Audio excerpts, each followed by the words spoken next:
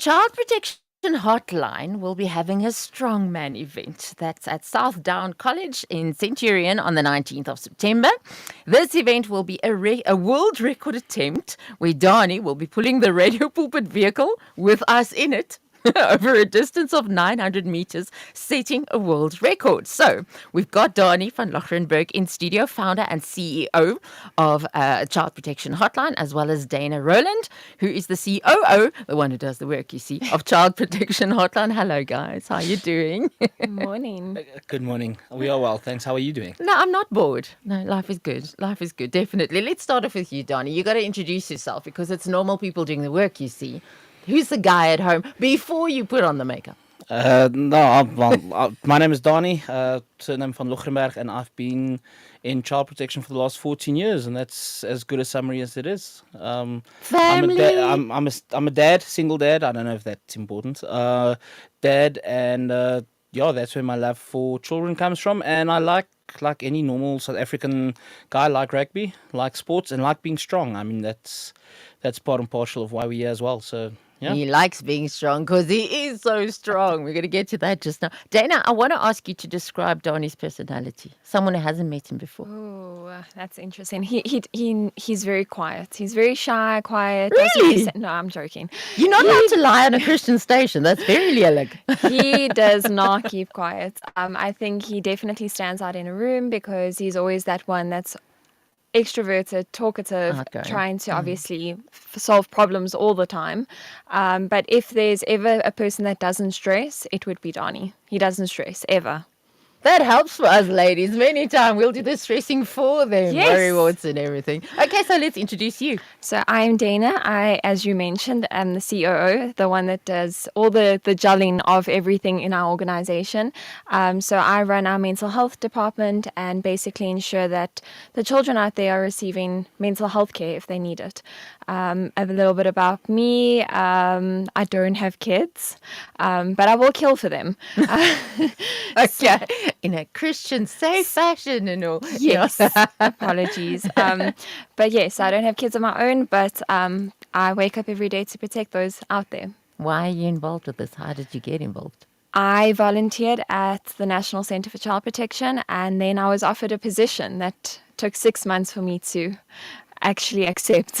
Now tell me why. Why did you even volunteer in the first place? I feel that I needed to complete my counselling hours and get my practical experience. And so this was something you studied and you want to go in that direction? Yes, definitely. So I studied psychology and then specialised in counselling. And I'm fortunate to have been placed with the organisation because it exposed me to a lot and it really opened up my mind to what is out there.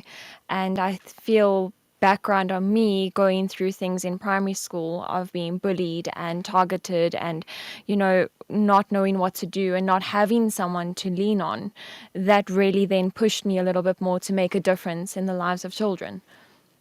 We're going to get back to that because I'm curious about that some more. But Danie, you founded this organization. What? Sure. So I wanted to be a few things when I grew up. Springbok rugby captain was one. Superman was one. James Bond was one. And then I wanted to be a dominee. And I think the one thing through all of them is the ability to inspire and the ability to make change. And the ability to sometimes stand alone, I think, even when everything else is completely different. So that's always been my passion since I was very, very young. And I've always been that guy. So I'm actually an introvert, but my job expects me to be an extrovert, which I think I then do well. But people that know me as a friend would be shocked to see me doing my job. Are you the quiet one at the braai? Yes, because leave me alone. Yes, and I also I don't want to talk about when I was 12 years old how far I ran to score a try and stuff. Those things don't inspire me or get me excited. But because of that, I've always wanted to make a change. And then, unfortunately, I had to go through divorce, and in that process, fighting to stay relevant and stay in my children's lives, I decided to make the switch to work in child protection. And my kids are back, so that's obviously important. And Yeah, and so it's personal for me, and I think that's part and partial of why we fight so hard. It's very personal. When I see children being hurt, I take it personal. The thing is, it's doable to start something, but to go on doing it and keeping your passion in the face of so many challenges and so many ones that you can't help, doesn't that break your heart? It does not. I think the most important thing I had to realize, and I had to be ready to do this. I mean, we turned 14 now in September. We had our 14th birthday now, somewhere we'll celebrate it still, is that it's not about me. And I think that to me is the one thing that continues to inspire me, is that it's so much bigger than me. And I know the day that I say, Lord, I can't do this anymore, somebody else will be able to take over. And I think that is what keeps me going. It's not about me. I'm only playing my role, and I'm playing my role to the best of my ability. I'm having my Daniel moment, my David moment, my Noah moment. And when that moment is done, somebody else will be able to take that further. And that puts absolutely no pressure on me. Yeah, It's not about me. because you're fulfilling where you're supposed to be and that- only doing that well. 100%. And you just said the word well. I've got this recurring dream, and I mean, I'm happy to share.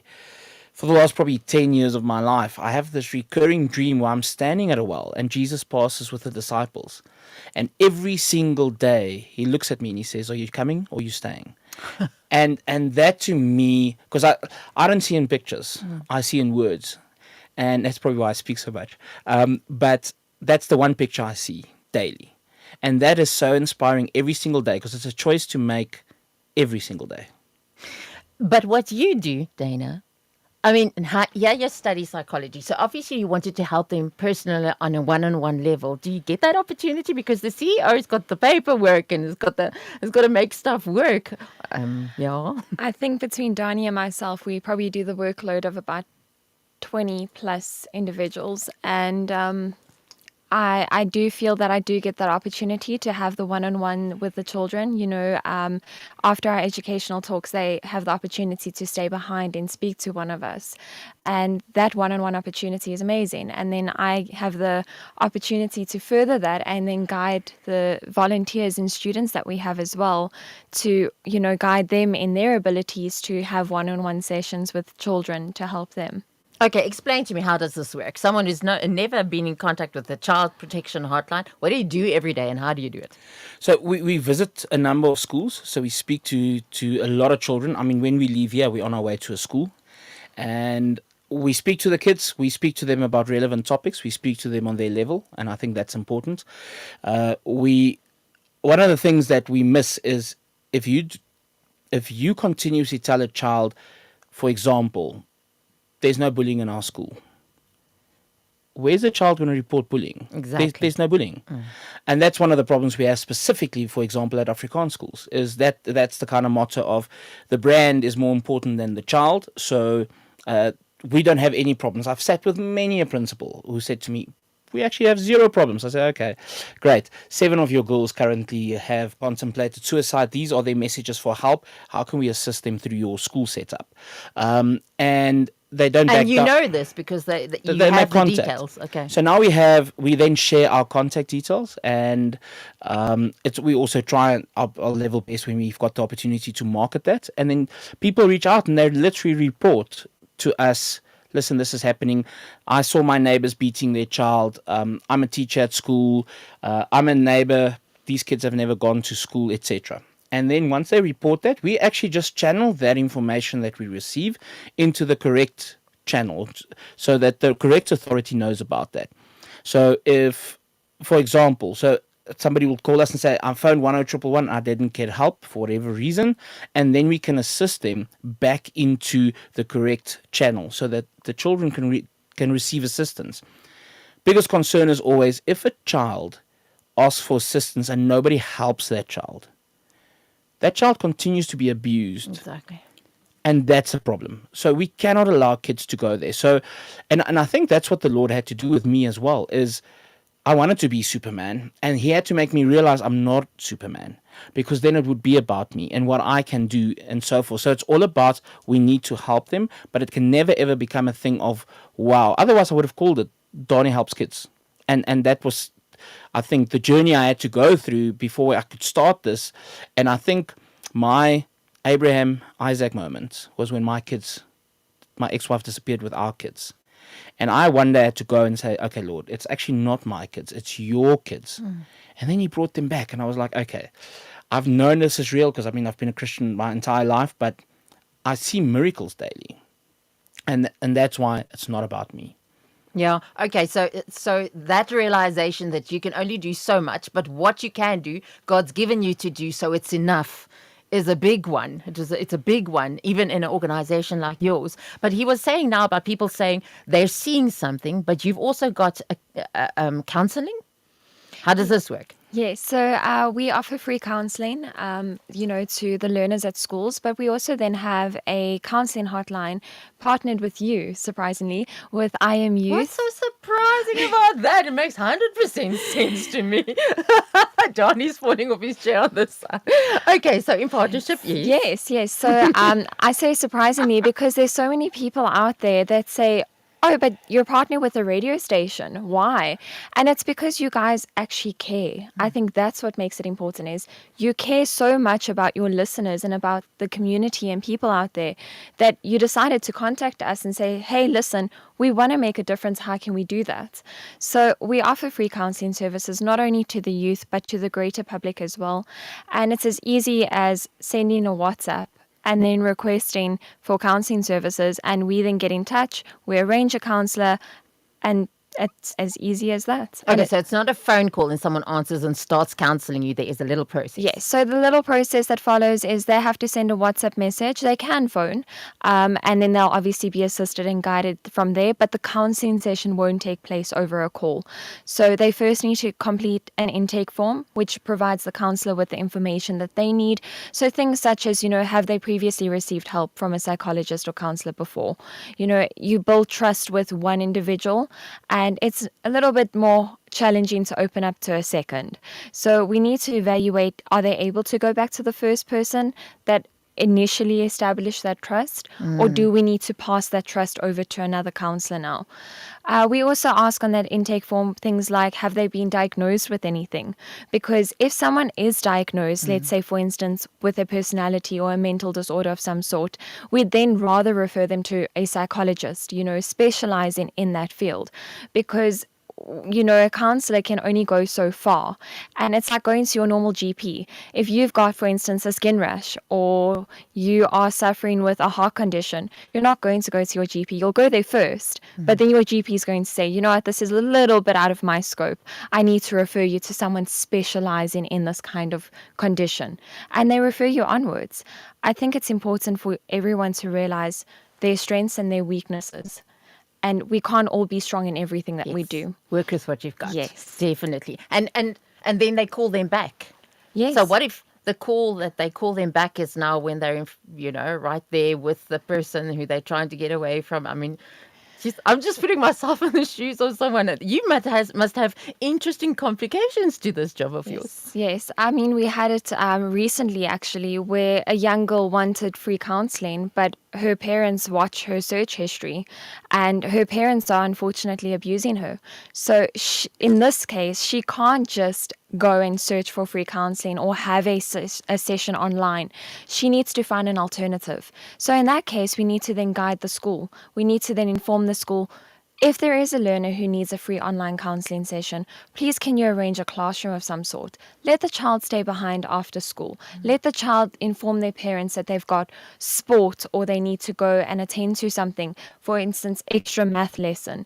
Allow them that opportunity to make a plan to get the help that they need, as opposed to limiting them because, okay, mom and dad are the perpetrators now, we must just leave it as that.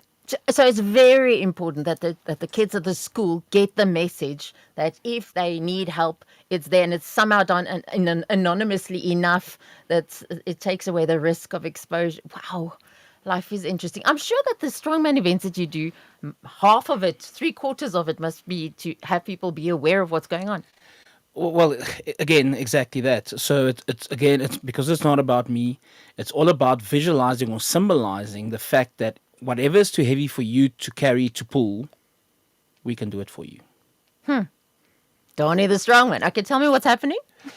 Okay, so on the 19th of September, that's next week, Thursday, we are at South Downs College, and we're going to pull a vehicle. I've pulled quite a number of vehicles in my life, and then originally the plan was to pull it for 900 meters, but we don't have enough level space to do that. So now we're going to sit down. I'm going to put one arm behind my back, and I'm going to pull that vehicle with only my one arm.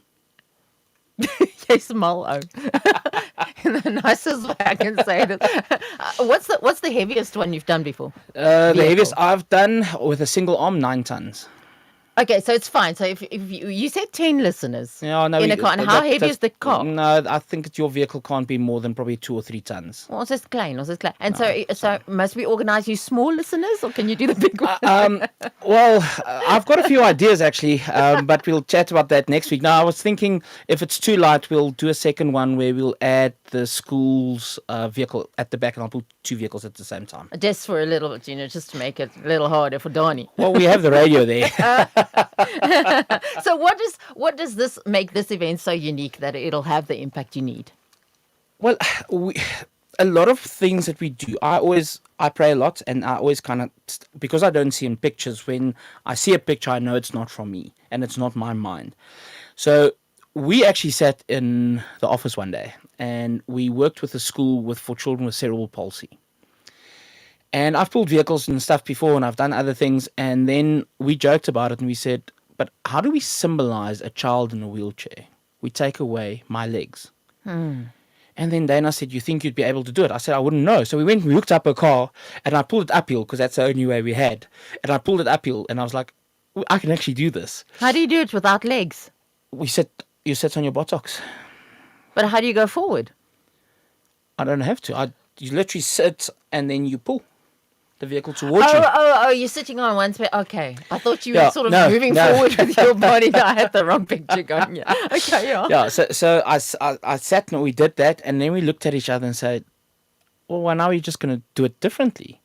And that started, and then we did it, went back to the school with kids with cerebral palsy, pulled their vehicle on my own, and then got those kids, got an extra long rope, and they pulled it with me in their wheelchairs. That's which is awesome. That makes them feel empowered. Yeah. Yes, and they were making muscles and stuff, and we've done that at quite a few schools then with kids with disabilities. We've done it at other schools as well. And then seeing the way that they, in a moment when people should think they should feel weakness, they feel strong. And so that number one. And then number two, I always feel we've got these great things that happens, and then we don't actually share the symbolism. This is now the first time that we actually going to share the symbolism outside of the school we're at. So, for example, the school we're going to now, I've pulled vehicles there before, and they allowed their kids to write on a letter what hurts them. They put it in the vehicle, and then I pulled the vehicle, and then those kids felt like dad hitting them, mom and dad being drunk every day. All of those things I pulled from them. And they're no longer having to carry that alone. Because we have to carry each other's burdens. That is It's biblical. that is what we need to do. You are not alone. Okay, listeners, we need 10. We need 10 people to get into that vehicle to be pulled by Danie. Yeah. So, this is how it's going to happen. You need a WhatsApp or Telegram, your smartphone, you see, and you're going to send me the word passenger. I don't mind if you can't spell it. If I can make out that passenger is what your heart meant, it'll work for you. Passenger, followed by your name and your surname. You're going to WhatsApp or Telegram that to 082 657 2729. Now, we don't believe in luck, so it's going to be the first 10. The first 10 people who send me the word passenger, spelled however your little heart desires, followed by your name and your surname, to the WhatsApp number 082 657 2729. You're going to be there. That's if you can make it. Now, you need to be at South Downs College in Centurion on the 19th of September. Do you know the time? We're going to start at 9 o'clock. So any time from about 8:30 would be amazing. Okay, lekker. Then we're going to get in there, take lots of photos, do a video, put it on Facebook. You're going to be part of lots of fun. And it's for an amazing cause to let everybody know about the Child Protection Hotline. Danie, speak to the country. If there's one thing on your heart that you wish these people would just know that would help, what would you say? When you look at your most valuable earthly possessions, how you care for them, how you look after them, how you hide them, you lock them behind certain place, I don't know, safes, and all of that. If you're prepared to do that for earthly possessions, what are you prepared to do for your child? You're supposed to look after your child. We have to care for them. We have to guide them. We have to be there for them, even when they're teenagers. And we need to make sure that we are always their safe space. Thanks to the internet, thanks to social media, if we are not our children's safe space, our children go and find another space. And unfortunately, in most instances, those spaces use them, abuse them, and hurt them. Mm-hmm. And that's your choice. If you are going to allow your child to go somewhere else, you're going to get a broken child back, and you're going to see the signs of that for years and years to come. So bite the bullet sometimes, speak to your kids, be honest to them, know that they make mistakes like you did when you were a child, and be their safe space where they can go, and like we go when we pray, and that's why we've got Psalms and we've got David, and you can say, I might not be very happy with you at the moment. I might not even like you a lot at this moment. But I need you, and I need you to be there. Because without you, I'm lost. And when I'm lost, anybody else can claim me. And that's why the world, unfortunately, is in the mess it is today. Contact details for people. Where do they go if they need any kind of reference or all the information about you guys? So we've made it very easy. If anyone wants to get in touch with us, that's for reporting anything of child-related abuse, neglect, and the rest. Or if someone needs counselling, they can go to www.childprotection.co.za, or even easier, I need help with no spaces in between .co.za. We've made that easier so that a child can reach out without having to remember a lengthy email address. We've also got the last one, which is www.children365.co.za. How he loves us with great love, he who sits enthroned above. For our lives he spilled his blood, sent his spirit like a flood. Children of the living God, sing to the living God.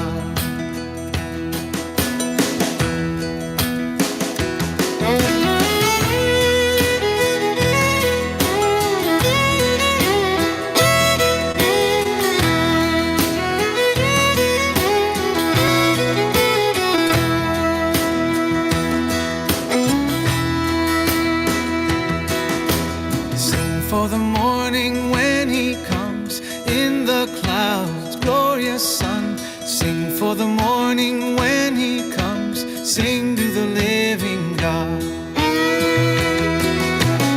How he loves us with great love, he who sits enthroned above. Feel the pulse of the real life on 657 AM. 657 AM. The sounds of your life.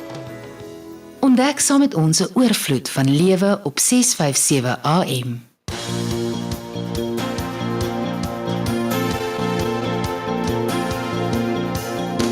Is geskakel op Radio Kansel 657 AM, donderdagmôre 12 September en die horlosie sê 9:00 in die jongste nuus hooftrekke.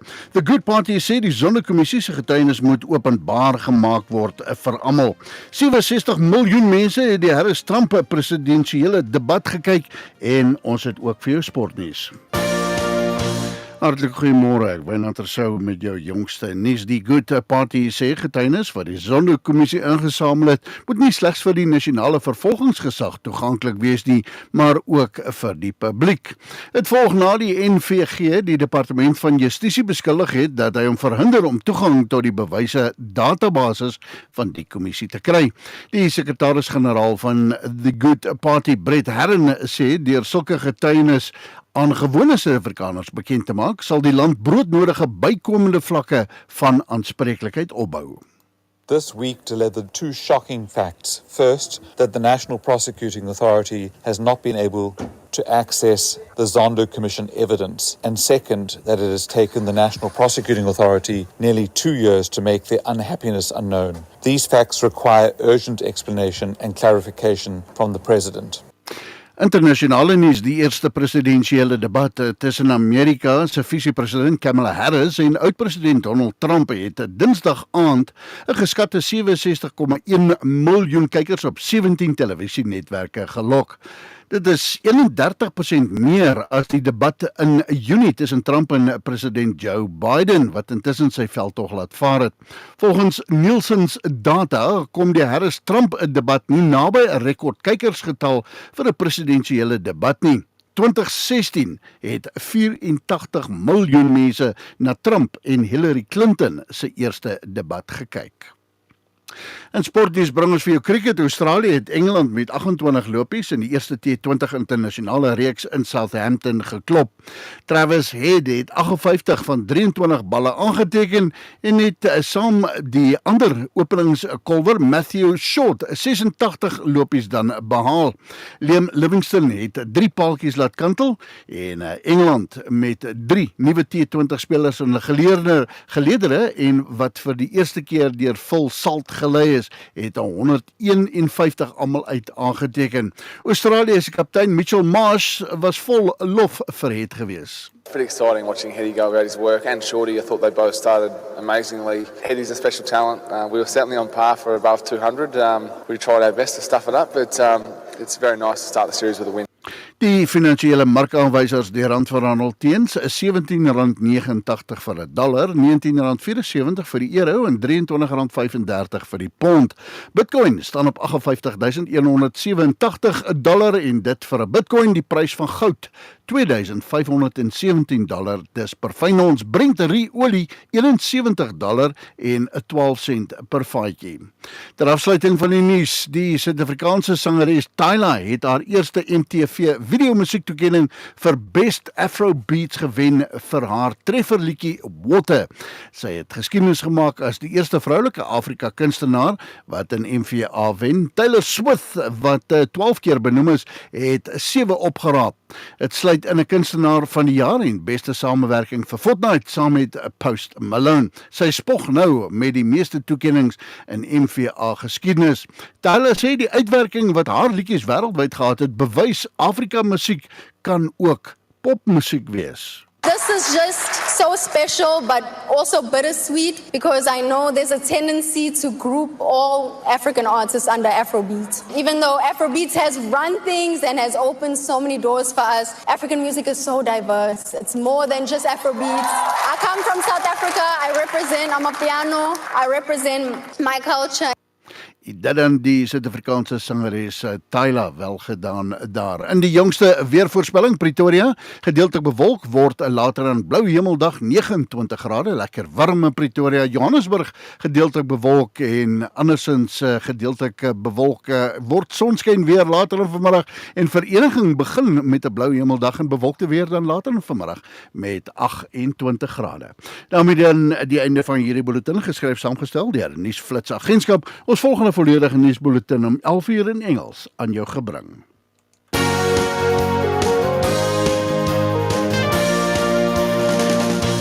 Een visie, een stem, een boodskap. Radiokansel 657 AM en 729 Kaapse Kansel. Maak impak op lewens.